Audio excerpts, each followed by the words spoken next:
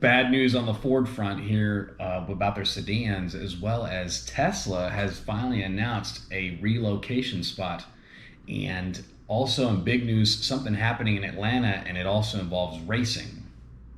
Find out more on this episode of Up to Date.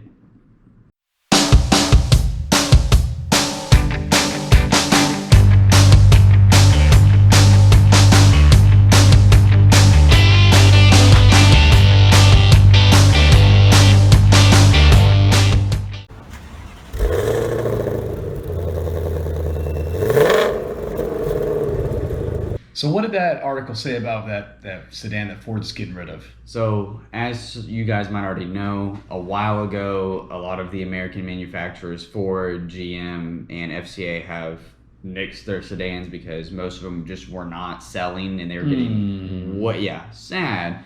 They're getting beat out by a lot of the Japanese sedans, as well as like the Accord, Camry, Corolla, Civic. You can name them all. Yeah, Honda, Toyota. Yeah, even a little bit of Kia and Hyundai. And a lot of the American market is really buying SUVs when it comes to Ford's line. If you look at Ford especially, they got like 7 SUVs. Yeah. Explorer, Escape, Edge, all kinds of stuff. Anything you can find with the name E is probably there. Or EcoSport. I've heard it pronounced both ways. Whatever. Excursion, I think. Yeah. Who cares? And same thing with Chevy, even Jeep. So a million different SUVs. They've introduced the Renegade a couple of years ago. It's just not a good sign. I mean, me and Jacob, we're looking at this going, what's up, America? You're buying all these SUVs. We're going to blame you. No. Yeah, right. It's just natural. I think there's this big stigma, and it's against, maybe sedans have lack of space. But there are some sedans that you look at hatchbacks, they got some space. Even when people are going to buy a sedan, first thing they're going to think of is of those Japanese and Korean makes that we mentioned earlier, because they really just build a better product and sell it at a cheaper price, because they've been doing it for a lot longer. Back even like the 70s, 80s, the oil crisis, and the Japanese automakers and Korean brought their vehicles to the American market. They already had a hold of doing that same thing in Japan, and they just brought it to America. So they've been doing it more efficiently a lot longer than Ford and GM and FCA. So I think that's a reason why, mainly, that these American companies aren't making that much money on the sedans. Right. And this was an updated date of the Fusion being discontinued. I know about last year or so, they were saying that they're going to get rid of it in about 2022. So this is definitely a accelerated amount of time. Escalated very fast to this year. So a couple of years sooner. July 21st to be exact is what CarBuzz is telling us, and that's like their plant in Mexico is one of the last ones, if not the last one, that they're producing Fusions in, and so that's when they're halting production at that plant. Right. It's only a matter of time that you're pretty much going to see no sedans in the American market. I know Buick. I mean, you name all these different car manufacturers. The Fusion was probably one of the last ones, and what sucks to know is that the Fusion was one of the better selling sedans at a brand new level of its segment in the last couple of years. So gosh, it is a bummer. But while some people are closing factories, other manufacturers are opening up factories. And on our previous episode, we talked about Tesla, and Elon Musk was talking about moving his factory out of California. Well, we know the Cybertruck's coming. For those of you who aren't familiar with it, Tesla is making a pickup truck, not just sedans and a SUV. They're kind of making this futuristic looking truck.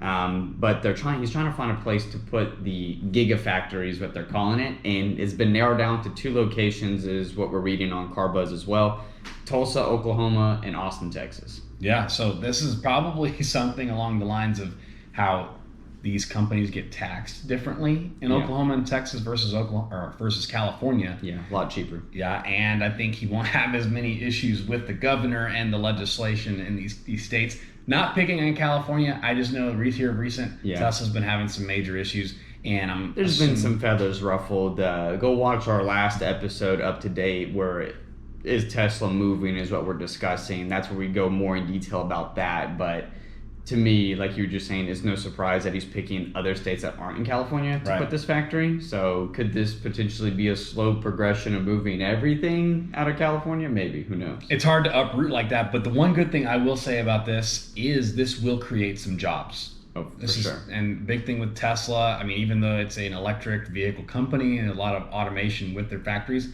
there are still people that work in those factories. So good sign there. Now, what else we got that's fun right now? So nothing car news related, but more really car activities related. Fun stuff. Fun stuff. Atlanta, the mayor is debating about locking down some parts of the road or like certain road sections for people to street race and do donuts legally because it's blocked off, I guess you could say it. It says like that a closed course, I guess you could closed call it. course in a way. Apparently, her 18-year-old son originally gave her the idea, is what Mayor Lance Bottoms is saying of Atlanta. Apparently, obviously the city council is not a big fan of this. The Atlanta Raceway already lets people race and do donuts there and stuff, but I think the attraction to go street racing is, one, the thrill because you're doing something illegal, and two, I don't have to spend money to go race at a track. I just get in my car and go find people and go race on the street. So it's a convenience factor. So like that's really why you see a lot of street racing, and even Atlanta has a problem with it. Here living in Houston, we definitely know we have a problem with that too. But we'll see what happens. The mayor has been reaching out to, she says she's been talking to Bloomberg and other people from other major cities to see what they've done to do something similar to this as well, and if it's worked, if it's a good idea, if it's a bad idea. So she's debating it right now. Now, the only other place I've seen do something of the similar, and that was, if you guys have followed the grand tour of the show with Jeremy Clarkson, James May, and Richard Hammond, they did one in Detroit where they took the big threes, big cars, and raced them around Detroit city.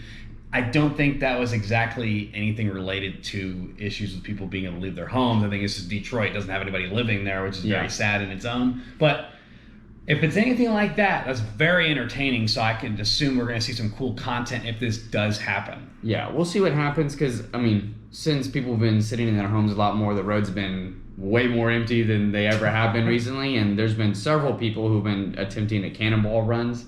And apparently somebody set a record a couple weeks ago, and apparently there might be a new record that somebody just ran here pretty recently. Yeah. So that's two people that I know of who've attempted a cannonball run. For those who don't know what that is, that's going as fast as you can from New York to LA. So normally I think that's like a 40-hour drive, but some of these people have been doing it in 25, 26 hours, which is crazy. Insane. Yeah. So it's this whole Atlanta thing is related to that. If they're saying, well, if people are going to go out and do it anyways, we might as well block off the street and make it like legislate it a little bit, like make it have some protections and EMS make it safer, keep other people who may be on the road away from potentially getting involved in an accident with stuff like this. Right. So that's really the both sides to it. So we'll see what happens if Atlanta does this or not. So that's really all we had for you guys. It's been a slow car news week for us so far. So that's what we have for you on this episode of Up to Date. If you have any further comments about what we discussed here, any further opinions, leave them in the comments. More content coming at you like this in future weeks. So subscribe to stay up to date with us. Right. Go ahead and hit that subscribe button and leave any of those things you guys got in the comment section below. But also looking forward to everything you guys give us. We love the support whenever we can get it. But outside of that, that is Gulf Coast Gearheads signing off.